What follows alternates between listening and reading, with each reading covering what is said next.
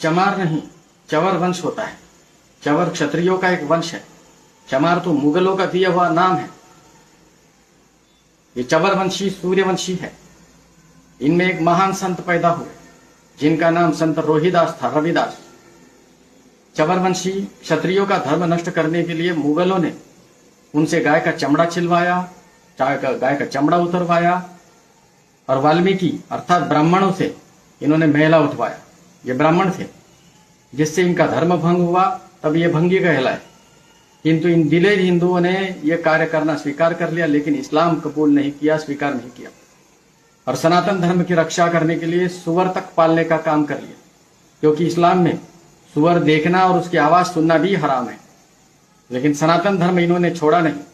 ये शूरवीरों के वंशज है, जिससे धर्म की खातिर अपना राज सुख तक त्याग दिया।